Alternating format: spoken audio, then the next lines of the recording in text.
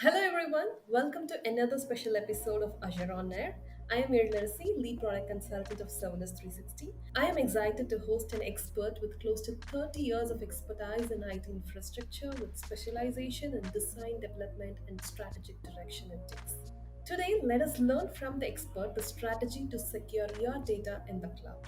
I'm excited to have Paul Stringfellow in our show. I think cloud is only a small part of what's changing the security model. Many of the traditional security models that they had in place were very much based around a location. Still, security is a thing that they react to make your security thinking be data centric.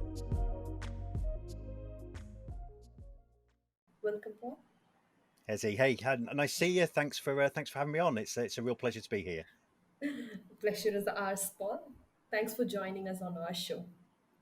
Great to be here, and yeah, looking forward to delving into our topic around security and how the public cloud has really changed the way that we need to kind of approach our traditional security models.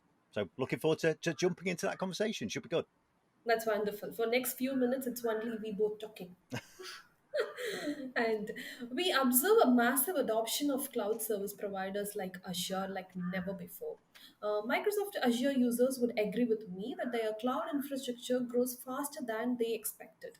Unfortunately, security vulnerabilities also grow with this growing infrastructure. What has been your observation in this line in the enterprises you have worked with, Paul?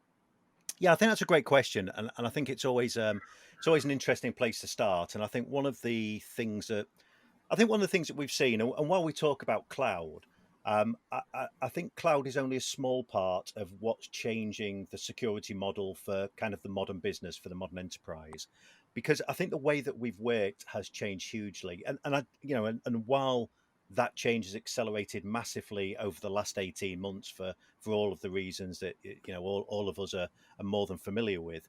Um, that change was happening before that. It's just been accelerated over the last 18 months as people have responded to the pandemic and have responded to new challenges and trying to find new ways of working.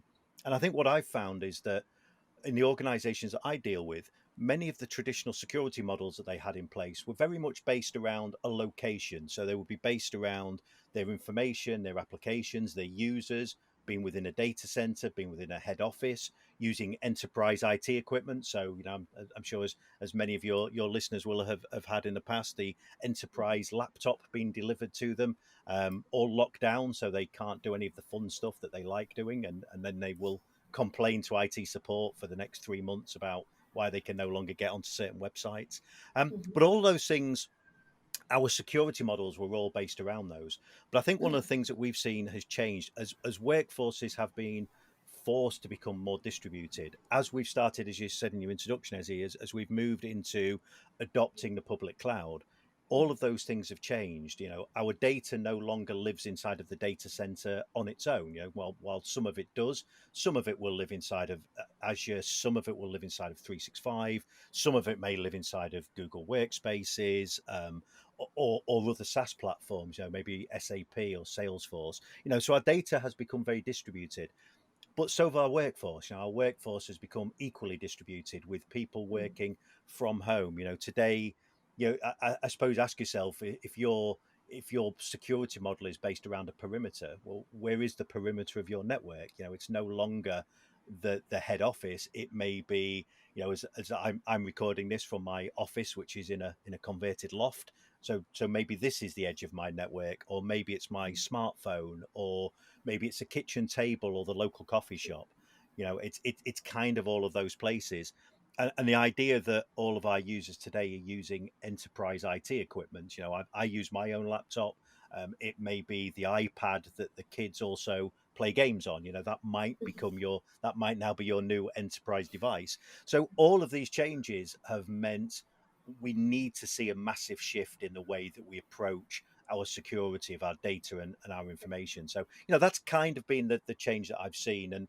And that's been, you know, for many organizations that we deal with, that's something that they've needed to understand as well, because I think in many cases they've not felt that their security model has needed to change, even though the way that they work has evolved completely.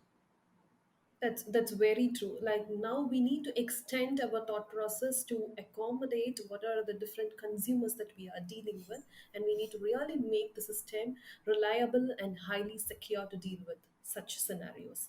And this is interesting and amazing, the kind of business that we are dealing with. Now, I'm curious to understand what is your role in helping the businesses address these security vulnerabilities. Yeah, and I think I think that's another great question, and Mm, maybe rather than talk about just what my role is, I think mm, it may help to kind of give an idea of the kind of things that businesses should be thinking about as well. So my role is to kind of help organizations understand some of these things. I think and I think one of those, well, we kind of talked about it in that first question, was that while the way that we work has changed massively, mm, the many organizations haven't realized that that has meant that they need to evolve their security model. So I think the very first thing that I'm often tasked with doing is helping them to understand why they need to even be reevaluating the way that they look at security, because I think in many cases they still feel a perimeter firewall, some antivirus software, and some strict network internal controls inside of their data center are going to be enough, and they've not thought about everything from adopting 365, adopting storage in an Azure blob store, thinking mm, about OneDrive, or a whole range of other things. They've not really considered those things. So I think that the first thing, and perhaps the most important thing that I help organizations to do, is to try and understand, try and educate, I suppose, that how the world has changed, try and build a model where they start to see not only that security has changed, but that security has to be absolutely central and core to their thinking. Because I still think there's a lot of organisations we deal with. As I'm not sure whether you see the same thing, but I think a lot of organisations we deal with, where they are still security is a thing that they react to. So that their leadership, maybe their board of directors, will only talk about security when they've been talking to a friend at the club that they go to, or they've read an article in some trade press, or just the usual press. Um, and then all of a sudden, there's lots and lots of enthusiasm from the board to do mm, security, but it's not really central to thinking. And I think one of the other changes that we see, that I try to understand, to help organizations understand, is to change the focus of their security as well. As I said kind of in the introduction, that for lots of organizations, they still see security as based around a technology type and a location. But actually, and though it doesn't sound much of a shift, I think it's a really important shift for the kind of modern environment we find ourselves in, is to make your security thinking be data centric. So understand the way you use your data, and then mm, build your security into that data, because what that allows us to do is give us a thing that we all desire, I think, in kind of modern infrastructure, which is data portability. We need our mm, data to run in multiple locations, is to take that, is to build a security model that regardless of where that data now lives, we maintain security, and we maintain control. So I suppose the quick answer to your question was education, and helping exactly. organizations to understand what the change, some of the changes that their organization are now involved in, have now adopted, and help them to understand how that impacts the way they think about security. Exactly. Educate is exactly the right word. I completely agree. Even with the enterprises that I'm dealing with, often security is thought as an afterthought. Like after you build the application, we can inject it. But that's exactly not the case. We might have to follow security principles right from the design phase till we deliver it. And that indeed needs people like you to educate organizations to understand the importance of dealing with security on the complete data life cycle. And I think I think you make a really good point as well, in that, if you look at the audience for your show here, and hopefully people who are listening to this, and are listening to this because they are involved in moving to the cloud. They are cloud architects, they are developers. I think Mhm, it's, you made a great phrase there earlier on about, it's hugely important that security is not an afterthought, that security is a core design goal. Whether you're designing infrastructure or designing applications, it's making sure that it's secure by default. And so I think for all of the people listening to this show, part of that education is to make sure we are equally educated, that we understand the threat, and that we can articulate that threat back into our businesses. And I don't think that's, I think that's on all of us. Security is something that impacts us all. Because ultimately, when we talk about data, often that data, so sometimes that data is commercially sensitive. So as a business, Mm, you don't mm. want to lose that because it's commercially sensitive. But often that data also includes us. And Yes. whether that's the data that our companies hold, or whether it's the data that the bank holds or the government holds, we need to make sure that we are making sure that our own behavior is secure. But we also need to be making sure that we are educating so that those organizations who hold our data Hmm. are also making sure that they're taking appropriate care. It's why the world has changed so much in terms of data regulation. Whether it's GDPR, whether it's the Californian Data Protection Act, Hmm. or a host of other acts around the world. That they have been implemented because actually, as businesses and organisations, we've been really poor traditionally of taking care of people's information, sensitive information, of taking care of that information in the past. So, but yeah, I mean, I think if there's one thing that maybe people take from our chat today is to make sure that they also educate themselves and understand why security impacts absolutely every element of what we do as IT professionals. Exactly. So we are responsible for the data that we are dealing with. And as we speak, people might understand how complex it is to implement and security guidelines in a business environment. Do you have any predefined approaches that are proven to work with the various business domains that you are dealing with? Yeah, I think one of the things that I think one of the things that we should be looking to adopt, and if you've spent any time, obviously we're talking about Mm, Azure here, so as a Microsoft cloud technology, but if you've mm, taken any time to listen to Microsoft talk about security recently, at any time over the last 2 or 3 years, or you've mm, spoken to anybody in the security field, you will mm, hear the phrase of zero trust, a zero trust security model. mm, And I suppose if we're talking about something that we should be adopting, that's something to familiarize yourself with, to start to understand what a zero trust security model is. And I suppose the way I like to think about it is that traditionally our approach to security was very much based on implying trust. So, and the way we would imply that trust was based on a user logging on in a location on a device that we kind of know something about. And the issue, what would then happen with that is that once we've secured that person once we've seen that log on, we then assume that that person is always that person, and we trust that person implicitly across our entire infrastructure. So we no longer, we don't make checks. validate them. Yeah. Yeah, Mm, we exactly. Yeah, we don't validate them. That's a great word, actually. Yeah, we don't revalidate that connection. We don't look at the way they're behaving. We don't look at the kind of things that we're doing. So it's that idea of you log in once and we just trust you all of the time. Zero trust is kind of the opposite of that. It's as though zero trust nobody ever. They never trust anybody, and you've got to continually validate. Actually, take your phrase again. You've got to continually validate yourself. And I think if there's a starting point that I always look for people or try and encourage people to adopt, is the idea, and it's kind of a tenet of zero trust, is this idea of assume that you've been breached. mm, Because traditionally a lot of our security model has been based around a user inside of our head office accessing information in our data center, that we have built lots of things there where we are assuming that mm, a cyber bad actor has not access beyond the perimeter of our security.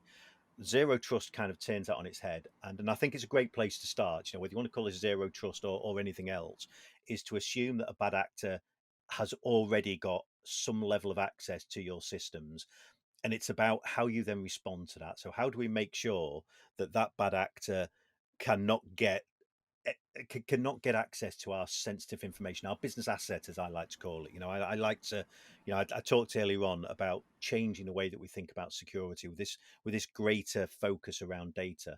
One of the things that I try to encourage organizations to consider is that data should be looked at as any other business asset, as a person, in the way that we look at our people as assets, in the way we look at our buildings as assets, heck, the way that we look at company cars as assets.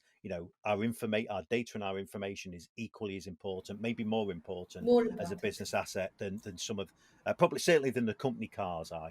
Maybe not more important than our people, but more important than a building and a company car maybe. And I don't think that we do look at data in that way still in a lot of organizations. So I think if we're looking to build one model, is that idea of consider zero trust. The idea that you've been breached Mm-hmm. already, that there was already a bad actor trying to access your systems. They've got around any kind of perimeter security, and think about, okay, what do I do next? If a bad actor is already through my perimeter, what does that mean? And how do I make sure that the worst that they can do is look around, but not actually get access to anything that's valuable?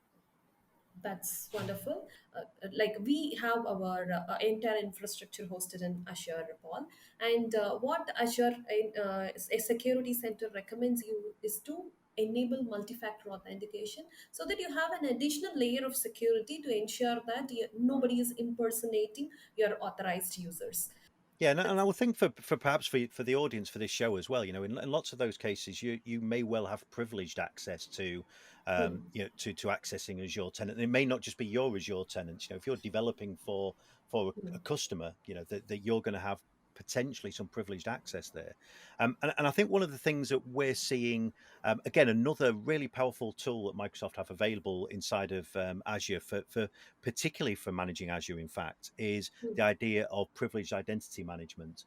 And so this is kind of another core tenet of zero trust, in that Hmm. rather than because a user is logged on that we then trust that user forever. Hmm. Privileged identity management is around making sure that when a user connects, they only connect to the resources they need access to for the time that they need access to. So kind of just in time access, maybe for want of a better phrase. And so what the way that shows itself in Azure is that we can, all of those multiple roles that you'll be familiar with, that say that we can give certain users access to certain roles in Azure. So we don't make everybody global administrators. We might make somebody a Intune administrator and a user administrator and a help desk administrator. Well, then our users who have those privileged access rights don't need those privileged access rights all of the time. They need them for the time that they need to do their task, Exactly. and then we take those away. So privileged identity management is, again, something that's part of Azure, something that we can turn on, and something that we can enable. And I'm seeing this is a conversation that people are starting to have. But interestingly, I'm not seeing very many organizations actually do it, because I think they feel it's an added layer of administration problem. But I think if we were to compare that to the potential impact of a global administrator account getting breached by a bad actor, well, your listeners to this show will know exactly the impact that an administrator Exactly. of an Azure tenant can have when they find how to delete the Azure tenant. I think the impact of privilege. Can't even imagine. Yeah, well, I think the idea that the the potential additional step that an admin might have to take to access a resource via privileged identity management is a lot less of a problem than somebody breaching that administrator account and pressing delete on your tenant. I think, as you said, Ezzy, yeah, you can't even begin to imagine how you try and recover from that. And there's stories that we're probably all familiar with, of companies who have disappeared overnight because that's been the impact. They have lost that tenant and they've not got any kind of plan to get it back. There's no undelete button. Microsoft don't have a tenant undelete option, because once you've done it, you've done it. So yeah, I think that security identity, and I suppose the third step that I look to encourage people to do is make sure that they're securing their data appropriately. I talked before about data centric thinking. So think about things like data loss prevention. Think about sensitivity labels. That's another great technology that Microsoft have as part of their cloud stack. Is the idea, and the reason sensitivity labels, it's kind of information rights management. It's the idea that we're embedding that security into the file itself, into the data itself, and we can start to do that now inside of Azure in things like database tables as well, so that we're injecting that security. We talked about secure by design right at the beginning. Um, that we're making sure that the information and the infrastructure are independent, securely independent, if that makes sense. So the idea Mm, that once the data leaves our organization, once it leaves our control, it actually never leaves our control because the mm, information the security rights are built into that information so that wherever that information lives, we can still control it and secure it. And if you don't have access to that information when it's inside your data center, it doesn't mean because you've copied it to a USB stick and taken it home, it doesn't mean that you've still got access to that information. If you don't have access to that information in mm, one location, you don't have access to that information in any location. And that's such an important shift as because I think one of the things that it's easy to talk about securing a location, but one of the mm, challenges we get with that, and you will see this in your role, that one of the mm. challenges we see as organizations is that we need to collaborate, we need to share, we need to be able to share our information, we need to be able to Exactly. share our data. So making sure that we can maintain security and control of that Secure. data as we go forward, that's hugely important. So if you wanted to ignore everything else that I've said for the last 5 or 6 minutes, the Mm. three things that you should want to take away: secure access, secure identity, secure the data. Data. Just remember those three things. Yes. And Microsoft has got tools in place to support that: conditional access, multi factor authentication, and data loss prevention and data encryptions in rest in transit. Yes, That's wonderful.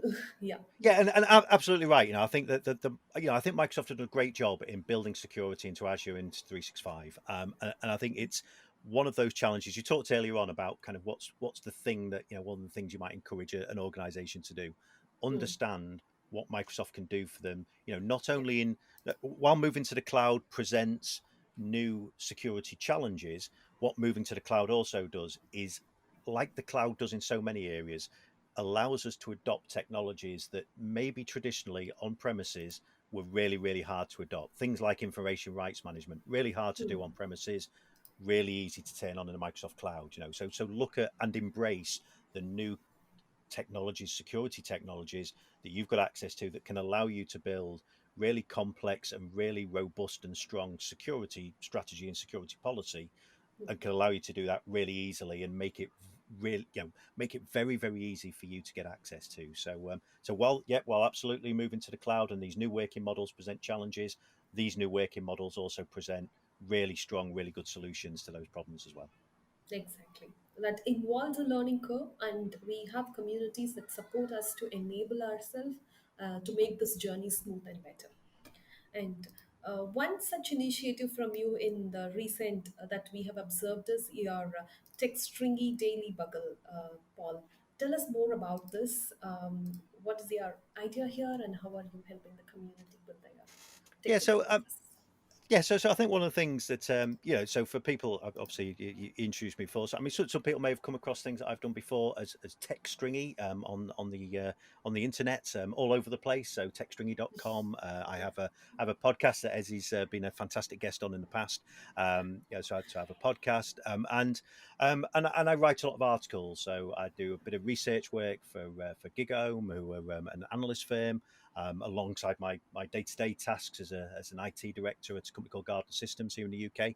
And one of the things that I look to do is to try and share some of my own enthusiasm for IT and the topics I have. So that kind of daily newsletter that you see come out, that's just looking to curate information together that are in areas of interest, in kind of the day-to-day technology interests that I have. But that's something that I look to do in as many cases, which is why I was thrilled to join you today and be part of your show. Just to try and Yes. share some of the ideas and some of the technology that's available to help people better secure their kind of business assets as we change the way that we're looking to work. So there's that, and there's other things, articles, podcasts, etc. That that I try, both the stuff that I do and that others do, that I try to kind of share out there. And if people want to come and find me online, they will find TechStringy somewhere, at TechStringy on Twitter, or techstringy.com. Visit my website, and you can find other ways to either contact me, or probably more likely ignore me, which may be the result of me being on here. You are a wonderful source of information in various forms: podcasts, blogs, like What we need, you have it. Really useful and interesting conversation, Paul. I'm sure our listeners also would enjoy the talk by you on Azure security. Wonderful having you on our show. Thank you so much for joining us. Cove.co.